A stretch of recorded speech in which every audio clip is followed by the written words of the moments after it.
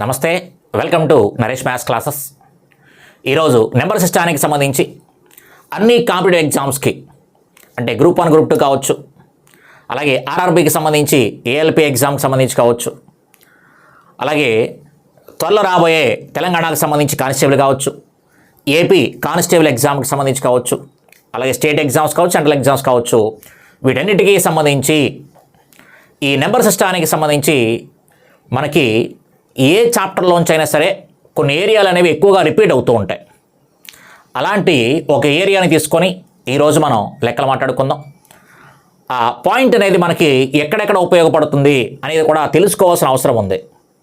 అంటే మనం ఒక మోడల్ నేర్చుకొని ఆ లెక్కకే పరిమితం అయిపోకూడదు. మిగతా చోట్ల కూడా ఎలా ఉపయోగించాలి అని తెలుసుకోగలిగితేనే సక్సెస్ అయినట్టు.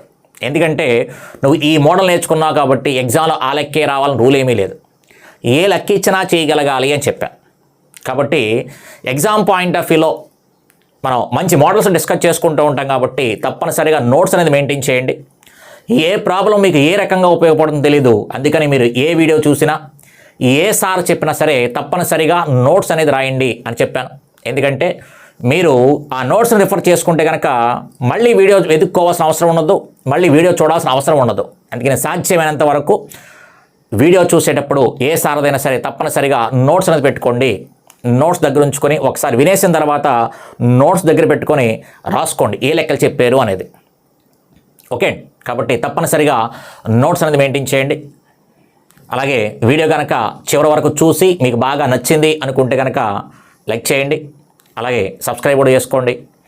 ఈరోజు వీడియోలో మనం ఈ మొదటి n సహజ సంఖ్యల మొత్తము అనే దానికి సంబంధించి మొదటి 100 సహజ సంఖ్యల మొత్తము some of the first 100 natural numbers, అలాగే మొదటి 120 సహజ సంఖ్యల మొత్తము 1 square minus 2 square plus 3 square minus 4 square minus up to minus 16 square వరకు, అలాగే 1 square minus 2 square plus 3 square minus 4 square up to 17 square, అలాగే ఇది up to 23 square.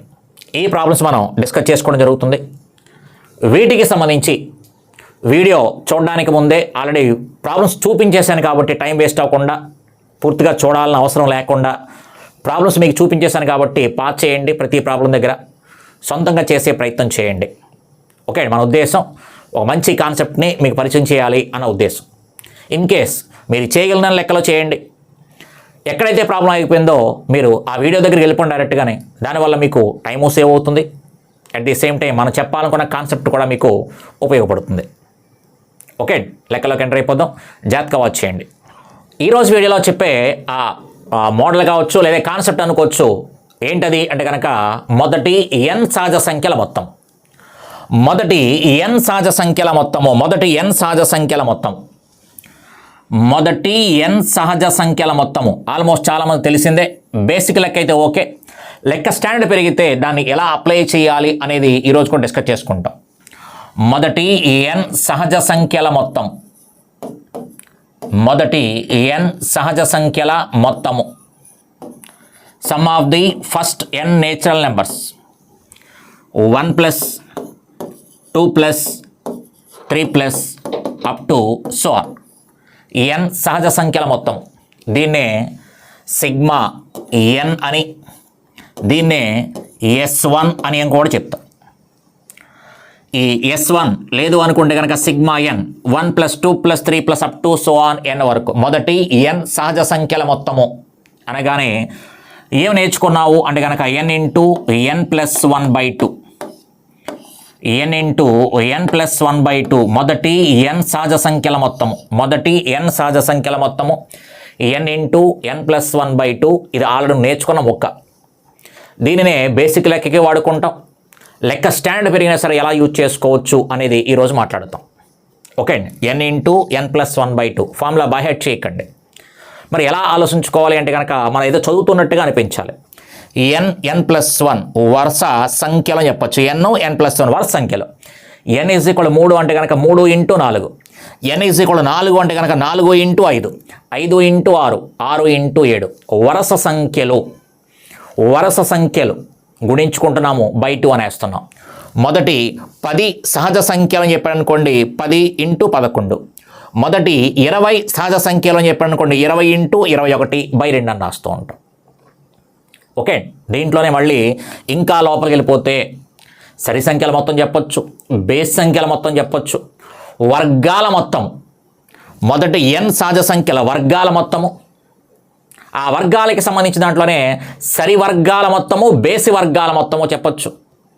Next cube చేస్తే గణాల మొత్తము, సరి గణాల మొత్తము, అలాగే బేసిక్ గణాల మొత్తము. ఓకే, కాబట్టి ఇలా మనకి చాలా వరకు నేర్చుకోవచ్చు. అందులో ఒక పాయింట్ తీసుకొని మాట్లాడుతున్నాను, ఎక్కువగా మనకి ఉపయోగపడుతున్నటువంటి ఒక కాన్సెప్ట్ అని చెప్పుకోవచ్చు అనమాట. కాబట్టి మొదటి n సహజ సంఖ్యల మొత్తము n × n+1/2 అని మాట్లాడుకున్నాం. ఇప్పుడు ఆ పాయింట్ని చిన్న లెక్క దగ్గర నుంచి కొంచెం పెద్ద లెక్క వరకు ఎలా నేర్చుకుంటున్నామని చూడండి ఒకసారి. Find the sum of first 100 natural numbers. మొదటి 100 సహజ సంఖ్యల మొత్తము ఎంత? ఈ మొదటి 100 సహజ సంఖ్యల మొత్తము అనగానే ఏం చెప్పుకోవచ్చు? క్లియర్గా ఫార్ములా ప్రకారం అయితే కనుక n × n+1/2 అని చెప్తున్నాము. అయితే ఫార్ములా అనే పదం కనిపించకూడదని చెప్పాను. ఫార్ములా అనే పదం కనిపించకుండా n+1 అంటే వరుస సంఖ్యలు. కాబట్టి ఇక్కడ 100 అని చెప్పాడు కాబట్టి క్లియర్గా ఏమైనా రాసుకోవాలి, 100 × 101 వరుస సంఖ్యలు, 100 × 101/2 n × n+1/2. ఫార్ములా అనే పదం పక్కన పెట్టుకుంటాం ఎప్పుడు కూడా. n × n+1/2 100 × 101/2. అదే మనకి 50 సహజ సంఖ్యలు చెప్పాడు అనుకోండి, 50 × 51. 60 సహజ సంఖ్యలు చెప్పాడు అనుకోండి, 60 × 61 వరుస సంఖ్యలు. ఓకే, కాబట్టి ఈ 2 అనేది 100లో మనకి ఎన్నిసార్లు పోద్ది అంటే కనుక 50 సార్లు పోతుంది. ఇక్కడ 50 × 101 ఎంత అంటే కనుక 51 50, చివరి 50 వస్తుంది, మళ్ళీ 51 50. కాబట్టి సమాధానం ఎంత అంటే కనుక 50 అని చెప్పుకోవచ్చు. 50 అని చెప్పుకోవచ్చు అన్నమాట. మొదటి 100 సహజ సంఖ్యల మొత్తము 50. మొదటి 10 సహజ సంఖ్యల మొత్తము అంటే కనుక ఈ పాయింట్ రావడం వల్ల మరొక చిన్న పాయింట్ చెప్తున్నాను. మొదటి 10 సహజ సంఖ్యల మొత్తం అంటే కనుక 10 అంటే కనుక 2 5లు కాబట్టి మొదటి 10 సహజ సంఖ్యల మొత్తం ఎంత అంటే కనుక 55. మొదటి 100 సహజ సంఖ్యల మొత్తము ఎంత అంటే కనుక 100 అనగానే 2 50లు కాబట్టి 50 అని చెప్పుకోవచ్చు. మొదటి 1000 సహజ సంఖ్యల మొత్తము ఎంత అంటే కనుక ఇక్కడ మనకి 1000 అంటే 500 2 500 అనమాట. 500 అంటే ఆ పాయింట్ వచ్చింది కాబట్టి మరొక కొన్ని పాయింట్స్ మాట్లాడుతున్నాం. ఎగ్జామ్ పాయింట్ ఆఫ్ వ్యూలో డైరెక్ట్గా అడిగితే నువ్వు హ్యాపీగా అలా రాసుకోవచ్చు అని చెప్పడం కోసం. మొదటి 10 100 1000 అనగానే 10 అంటే కనుక 2 5లు, 100 అంటే కనుక 2 50లు, 1000 అంటే కనుక 2 500, అలా సరదాగా రాసేసుకోవచ్చు. ఓకే, ఏదైనప్పటికీ మొదటి n సహజ సంఖ్యల మొత్తము అనగానే n × n+1/2 అని చెప్తాం. మొదటి n సహజ సంఖ్యల మొత్తము అనగానే క్లియర్గా ఫార్ములా అనే పదం పక్కన పెట్టండి, వరుస సంఖ్యలు. అలాగే మరొక ప్రాబ్లం కూడా గమనించండి ఒకసారి. మొదటి 125 సహజ సంఖ్యల మొత్తము ఎంత? మొదటి 125 సహజ సంఖ్యల మొత్తము. 125 సహజ సంఖ్యలు అనగానే 125 కాబట్టి ఏం చెప్తాము? వరుస సంఖ్యలు. 125 × తర్వాత సంఖ్య 126/2. అలా చాలా స్పాంటేనియస్గాను స్పీడ్గా రాసుకోవచ్చు. 125 × 126/2. ఈ 2 అనేది 126 ఎన్నిసార్లు పోద్ది? 63 సార్లు పోతుంది. ఇక్కడ 125 × 63. 125 × 63 125 × 63 మల్టిప్లై చేయండి ఒకసారి. 125 × 63 మల్టిప్లై చేస్తే కనుక ఫస్ట్ 3తో మల్టిప్లై చేస్తే 375. 6తో మల్టిప్లై చేస్తే కనుక 600 + 150 750. క్లియర్గా మనకి 7875 అని వస్తుంది. 7875 అని వస్తుంది. మొదటి 125 సహజ సంఖ్యల యొక్క మొత్తం ఎంత అంటే కనుక some of the first 125 natural numbers 7875 అని చెప్పొచ్చు. ఓకే, కాబట్టి ఇవన్నీ బేసిక్ లెక్కలు. అలా కాకుండా లెక్కను అడిగిన విధానం గమనించండి ఒకసారి. 1² -2² +3² -4² అప్ టు 16² వరకు ఇచ్చాడు. ఇక్కడ కూడా నువ్వు మొదటి n సహజ సంఖ్యల మొత్తాన్ని ఉపయోగించుకోవచ్చు. ఇక్కడ అదేంటండి స్క్వేర్స్ ఉన్నాయి కదా అంటే కనుక స్క్వేర్స్ ఉన్నాయి, దాని ఫార్ములాస్ వేరు కాదంటలేదు. అయితే ఇవి సరి సంఖ్యల యొక్క వర్గాల మొత్తము బేస్ సంఖ్యల యొక్క వర్గాల మొత్తంగా రాసుకొని అంటే 1 స్క్వేర్ ప్లస్లు రాసుకుంటున్నాం. 3 స్క్వేర్ ప్లస్ 5 స్క్వేర్ అని చెప్పేసి 15 స్క్వేర్ వరకు ఒక పార్టు. నెక్స్ట్ మైనస్ కనుక కామన్ చేస్తే 2 square 4 square up to 16 square వరకు ఒక పార్ట్. ఈ మొత్తం దాన్ని ఇలా రాసుకొని బేస్ సంఖ్యల యొక్క వర్గాల మొత్తము అలాగే సరి సంఖ్యల యొక్క వర్గాల మొత్తము దీనికి సంబంధించిన ఫార్ములా వేసి లెక్క చేస్తూ కూర్చుంటే మనకి టైం అయిపోద్ది. అందుకే నువ్వు నేర్చుకున్నటువంటి ఏదైతే మొదటి n సహజ సంఖ్యల మొత్తము n ఇంటూ n+1/2 అని ఏదైతే నేర్చుకున్నావో అదే వాడేసుకోవచ్చు. ఇక్కడ అదే వాడేసుకోవచ్చు. అయితే దానికి ముందే రాస్తున్నాం అంటే ప్లస్ ఆర్ మైనస్ అని రాసుకుంటున్నాం. నువ్వు నేర్చుకున్న మొదటి n సహజ సంఖ్యల యొక్క మొత్తము అదే వాడేసుకోవచ్చు. స్క్వేర్స్కి సంబంధించి ఇచ్చి ఆల్టర్నేటివ్ సింబల్స్ కనుక వాడితే ప్లస్ మైనస్ ఇలా ఆల్టర్నేటివ్ సింబల్స్ కనుక వాడితే హ్యాపీగా నువ్వు మొదట నేర్చుకున్న ఆ పాయింట్ను ఉపయోగం చేసుకోవచ్చు. అది ఎప్పుడు ప్లస్ వాడాలి ఎప్పుడు మైనస్ వాడాలి అంటే కనుక వాడు చివరి నెంబర్ ఏదైతే ఉందో మనకి అది ఆ చివరి నెంబర్ మనకి మైనస్తో కనుక ఉంటే మైనస్ అని చెప్తాం. చివరి నెంబర్ కనుక ప్లస్తో కనుక ఉంటే ప్లస్తో స్టార్ట్ చేస్తాం. ఓకే, కాబట్టి ఈ మొదటి n సహజ సంఖ్యల మొత్తము అని ఈ పదాన్ని ఉపయోగించుకోవచ్చు. అంతే తప్ప సరి సంఖ్యల యొక్క వర్గాల మొత్తము బేస్ సంఖ్యల యొక్క వర్గాల మొత్తము అని మనం చేయాల్సినటువంటి అవసరం లేదు. అలా చేసినా వస్తుంది. ఇక్కడ సరి సంఖ్యల వర్గాల మొత్తం ఫార్ములా రావాలి, బేస్ సంఖ్యల వర్గాల మొత్తం ఫార్ములా రావాలి, ఒక దాంట్లో నుంచి ఒకటి తీసేయాలి. దాని బదులుగా సింపుల్గా ఇలా వాడేసుకోవచ్చు. కాబట్టి ఇలా ఆల్టర్నేటివ్ సింబల్స్ ఉంటాయి చూడండి ఒకసారి. ప్లస్ మైనస్ ఉంది. అలా స్క్వేర్స్కి సంబంధించి వచ్చినప్పుడు హ్యాపీగా నువ్వు ఏం చేసుకోవచ్చు అంటే కనుక ఇక్కడ మైనస్ ఉంది కాబట్టి మైనస్ అని రాస్తాము. 16 కాబట్టి 16 × 17/2 అని చెప్తాం. 16 × 17/2 అంతే సమాధానం. అంతే తప్ప నువ్వు ఆవేశపడాల్సినటువంటి అవసరం లేదు. క్లియర్గా ఈ 2 అనేది 16లో 8 సార్లు పోతుంది. 8 17 80 + 56 136. 80 ప్లస్ 8 10 80 8 7 56 80 ప్లస్ 56 136. ఇక్కడ మైనస్ సింబల్ ఉంది కాబట్టి మైనస్. ఇక్కడ సమాధానం ఎంత అంటే -136 అని చెప్పచ్చు. -136 అని చెప్పచ్చు. అయితే ఆప్షన్లో మనకు అనుకూలంగా అన్ని మైనస్లు ఇచ్చేసుకున్నాం. ఎగ్జామ్ హాల్లో ప్లస్ మైనస్ కానీ ఆప్షన్లో కూడా ఉంటే చివరి సింబల్ కనుక మనకి మైనస్ ఉంటే తప్పనిసరిగా ఆన్సర్లో కూడా మనకి మైనస్ ఉంటుంది.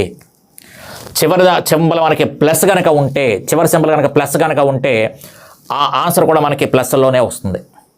అందుకని ఆవేశపడకుండా చాలా సింపుల్గా నేర్చుకోవచ్చు అనమాట. నువ్వు నేర్చుకున్న మొదటి n సహజ సంఖ్యల మొత్తము n × n+1/2 n × n+1 వరుస సంఖ్యలు n+1 వరుస సంఖ్యలు. అలా ఈ ప్రాబ్లం కూడా గమనించండి ఒకసారి. 1 స్క్వేర్ -2 స్క్వేర్ +3 స్క్వేర్ -4 స్క్వేర్ అలా చివరి వరకు 17 స్క్వేర్ వరకు ఇచ్చాడు. స్క్వేర్స్ ఇచ్చాడు, ఆల్టర్నేటివ్ సింబల్స్ ఉన్నాయి. స్క్వేర్స్ ఆల్టర్నేటివ్ సింబల్స్ ఉన్నాయి కాబట్టి నువ్వు నేర్చుకున్న ఆ n × n+1 మొదటి n సహజ సంఖ్యల మొత్తము అది వాడేసుకోవచ్చు. అయితే ఇక్కడ ప్లస్తో ఎండ్ అయింది కాబట్టి ప్లస్ అని రాసుకుంటాం. 17 × వరుస సంఖ్యలు 17 × 18/2 17 × 18/2 అని చెప్పచ్చు.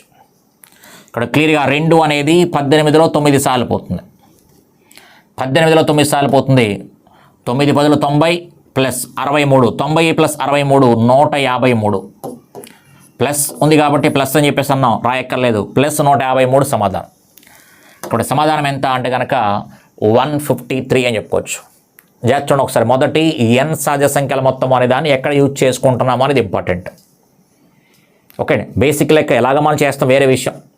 దానిలో ఏమాత్రం మనకు మార్పు చేసిన లెక్క ఎలా అడుగుతున్నాడు, కొంచెం డెప్త్కి వెళ్తే కనుక ఏ రకంగా అడుగుతాడు అనేది మీకు ఇక్కడ ప్రాబ్లం చెప్పడం జరిగింది. చూడండి ఒకసారి. అలాగే మరో ప్రాబ్లం కూడా గమనించండి ఒకసారి.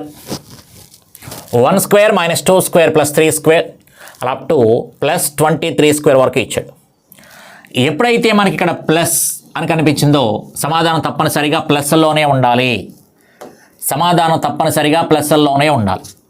అంటే 253 కానీ 276 కానీ అవ్వాలి. 253 కానీ 276 కానీ అవ్వాలి. నెక్స్ట్ ఇక్కడ 1 స్క్వేర్ ఆల్టర్నేటివ్ సింబల్స్ స్క్వేర్స్.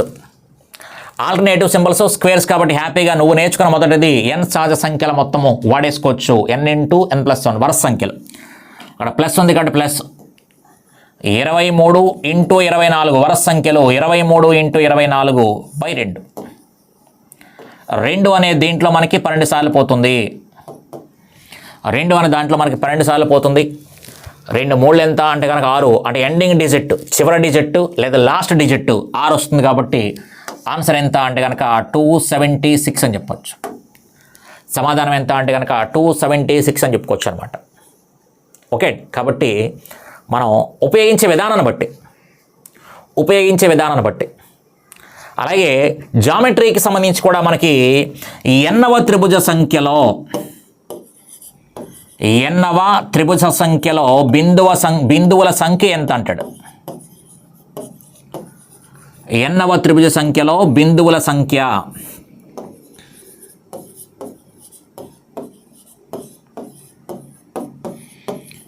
ఎన్నవ త్రిభుజ సంఖ్యలో బిందువుల సంఖ్య ఎంత అంటే అది కూడా మనకి n × n+1/2. ఇది జామెట్రీకి సంబంధించిన పాయింట్.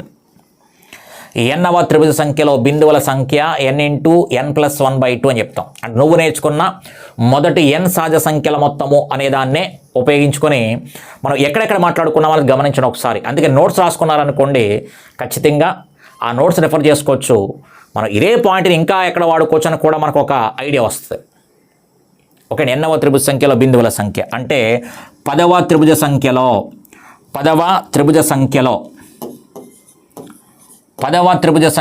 బిందువుల సంఖ్య ఎంత అంటాడు. 10వ త్రిభుజ సంఖ్యలో బిందువుల సంఖ్య అనే రేఖాగణితానికి సంబంధించి జామెట్రీకి సంబంధించి అడుగుతూ ఉంటాడు. అప్పుడు మనకి 10వ త్రిభుజ సంఖ్య అని చెప్పాడు కాబట్టి హ్యాపీగా నువ్వు ఏం చేయొచ్చు 10 × 11/2 వరుస సంఖ్యలు. 10 × 11 వరుస సంఖ్యలు కాబట్టి 2 అనేది 10లో 5 సార్లు పోతుంది. 5 × 11 ఎంత 55 అని చెప్పచ్చు. అందుకే నువ్వు నేర్చుకున్న ఈ n × n+1/2 మొదటి n సహజ సంఖ్యల మొత్తము అనేదాన్ని ఏ రకంగా యూజ్ చేసుకోవచ్చు అనేది గమనించండి ఒకసారి. n × n+1/2 మొదటి n సహజ సంఖ్యల మొత్తము. ఓకే, వీడియో నచ్చిందనుకుంటున్నాను. కాబట్టి ఈ n × n+1/2 అనే పాయింట్ను ఉపయోగించుకొని మనం ఏ లెక్కలు నేర్చుకున్నాం అనేది ఒకసారి నోట్స్ రాసుకున్నాం అనుకోండి, మీకు కూడా ఒక ఐడియా వస్తుంది. ఓకే, ఎస్పెషల్లీ ఈ పాయింట్ చెప్పడానికి ఈ వీడియో చేయడానికి కారణం ఏంటి అంటే కనుక ఈ ప్రాబ్లం దృష్టిలో పెట్టుకొని మనం చేయడం జరిగింది. ఎందుకంటే ఈ ప్రాబ్లం చేసేటప్పుడు చాలామంది ఇబ్బంది పడుతూ ఉంటారు. అందుకని ఈజీగా చెప్పాలి అనే ఉద్దేశంతో మీకు ఈ వీడియో చేయడం జరిగింది. ఓకే, కాబట్టి ఎందుకంటే ఇక్కడ స్క్వేర్స్ ఉన్నాయి. ఆ స్క్వేర్స్ చూసి మొదటి n సహజ సంఖ్యలకు వర్గాల మొత్తము, సరివర్గాల మొత్తము, బేసి వర్గాల మొత్తము, some of the squares of even numbers, some of the squares of odd numbers, ఈ రెండింటికి సంబంధించిన ఫార్ములాస్ నేర్చుకొని అప్పుడు లెక్కలు చేస్తూ ఉంటారు. అలా కాకుండా చాలా సింపుల్గా చెప్పుకోవచ్చు అనే ఉద్దేశంతో మీకు ఈ వీడియో చేయడం జరిగింది. నోట్స్ రాసుకోండి. నోట్స్ రాసుకుంటే కనుక మనం అస్తమానం రిపీట్ చేసుకోవచ్చు, రివిజన్ కూడా చేసుకోవచ్చు. మనం అంటే ఎక్కువగా నోట్స్ చూస్తూ ఉండొచ్చు, వీడియో జోలికి వెళ్ళాల్సిన అవసరం రాదు. సార్ అప్పుడు ఎప్పుడో చెప్పారు దీనికి ఏదో అని అనుకోకుండా నువ్వు నోట్స్ రాసుకుని ఉంటావు కాబట్టి ఆ నోట్స్ రిఫర్ చేయొచ్చు బాగా. ఓకే, వీడియో నచ్చింది అనుకుంటున్నాను. నచ్చితే లైక్ చేయండి, అలాగే సబ్స్క్రైబ్ చేయండి, అలాగే మీ ఫ్రెండ్స్ అందరూ కూడా షేర్ చేయండి. Okay, thank you.